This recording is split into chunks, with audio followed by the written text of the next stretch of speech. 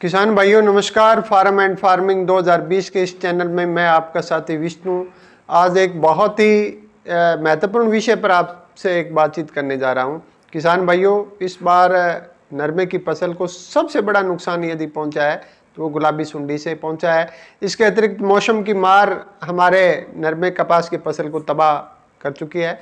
किसान भाइयों, इस पर विस्तृत चर्चा करने से पहले मेरा आपसे एक विनम्र अनुरोध कि आप इस चैनल को सब्सक्राइब अवश्य करें, इसकी बेल आइकॉन को दबाएं ताकि कि हमारे इस चैनल पर जो भी वीडियो अपलोड हो तुरंत उसका नोटिफिकेशन आप सभी किसान भाइयों को मिले। किसान साथियों, हमारा ये चैनल नित्य प्रतिदिन इस प्रकार के एक अथक प्रयास कर रहा है कि हम सब किसान साथियों की आर्थिक स्थिति को किसी तरीके से मजबूत कर दें। किसान भाइयों, आज मैं यहाँ पर नरमे में होने वाले एक बहुत बड़े नुकसान की चर्चा करने जा रहा हूँ। किसान साथियों, गुलाबी सुंडी के बारे में हमने विगत 2-3 वर्षों से महाराष्ट्र और सेंट्रल इंडिया के कुछ राज्यों में हुए नुकसान के बारे में विभिन्न न्यूज़ चैनलों के माध्यम से, न्यूज़पेपर से ये पता किया था। लेकिन बड़ा दुर्भाग्य है कि इस साल गुलाबी सुंडी ने हरियाणा के हिसार, सिरसा और पंजाब के बठिंडा और उसके एडजॉइंट कुछ जिलों में बड़ा नुकसान पहुंचाया है। किसान भाइयों, बहुत ही बेदर्दी की बात होती है जब एक किसान की फसल किसी कीट या प्राकृतिक आपदा से नष्ट हो जाती है। सब कुछ अरमान धूमिल हो जाते हैं और इस फसल को जब हम बोते हैं तो बहुत से अरमान पूरे परिवार के सदस्यों के छुपे हुए होते हैं। लेकिन प्रकृति के आगे बेबस किसान हर बार किसी न किसी नई स्थिति से अपने आप को ठगा हुआ महसूस करता है। किसान भाइयों, इस समस्या का एक निदान है कि हमें अपनी खेती को सहकारी स्वरूप में लाना पड़ेगा। इस पर हम कभी अन्य वीडियो में विस्तृत चर्चा करेंगे। आज मैं अपने मूलतः विषय की ओर आता हूं कि किसान भाइयों, गुलाबी सुंडी के प्रकोप से हम अगले साल अपनी फसल को कैसे बचाएं, यह सबसे बड़ी बात है। अभी तक जो रिसर्च आई है, सबसे पहले ही बात तो मैं ये बता देना चाहता हूं कि गुलाबी सुंडी ही ये एक ऐसा कीट है जो इसका मूल कीट है। इस नरमे और कपास का सबसे फंडामेंटल यदि कीट है तो वो ये है।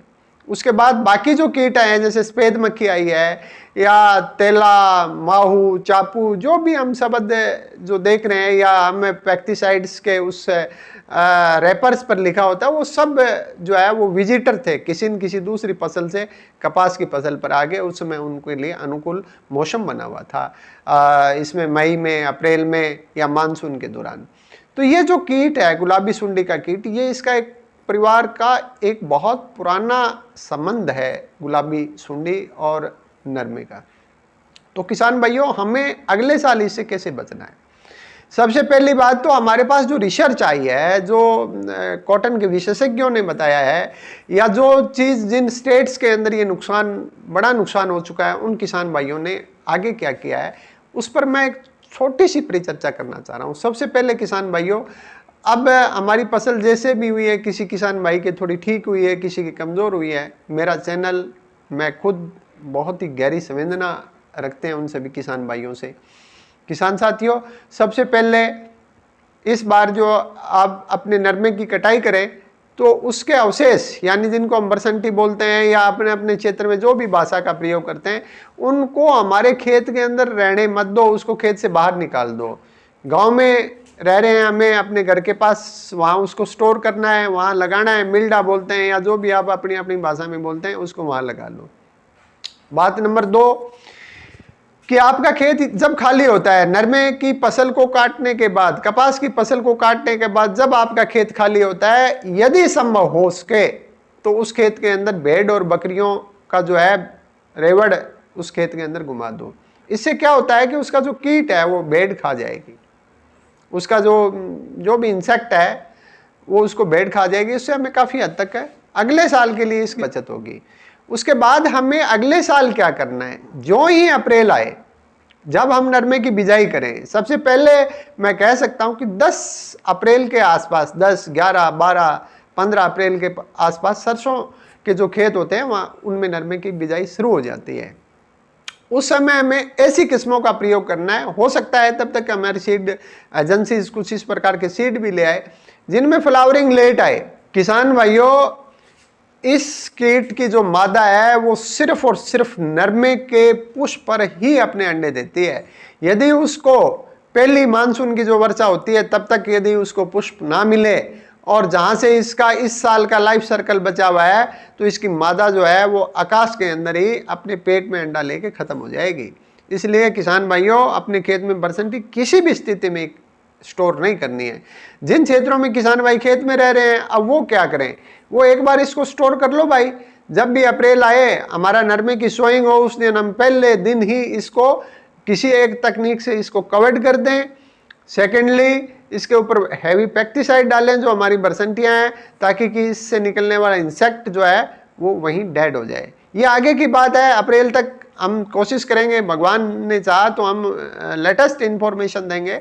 और इसके अतिरिक्त हमें अपने खेत के अंदर आपको बताया जैसे अभी रेवड़ को चलाना है, इसके अतिरिक्त हमें क्या करना है, जिस दिन हम नरमे की बिजाई करें उसी दिन हमारे खेत के अंदर ट्रैप लगा देने हैं हमें। जो ही थोड़ा नरमा आए 35-40 दिनों का, हमें ये लगे कि अब फ्लावरिंग स्टेज आ गई है, तो हमें अपने खेत के अंदर 7 से 8 फेल्मिंग ट्रैप लगा देने हैं। उससे इसके जो नर है वो फंस जाएंगे। किसान भाइयों, मैं इस चैनल के माध्यम से आपको विश्वास दिलाना चाहता हूँ कि नरमे में उखेड़ा रोग को रोकने का एक वीडियो इस वर्ष के अप्रैल 2021 से मेरे इस चैनल पे है।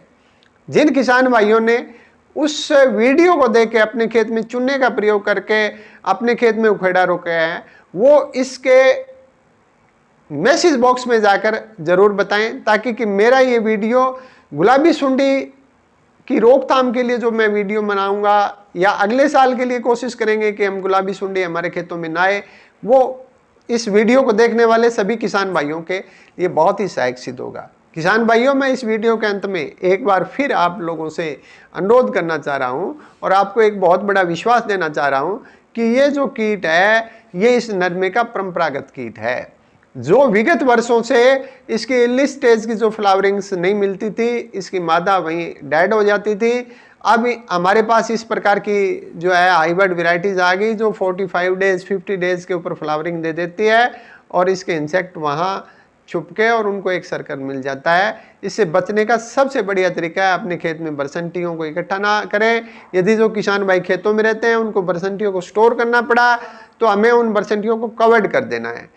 दूसरा, अपने खेत में अब जो खेत खाली होंगे हमें रेवड़ चराने, ताकि कि इसके प्यूमा है, जो भी इसके इंसेक्ट हैं उनको खा लें।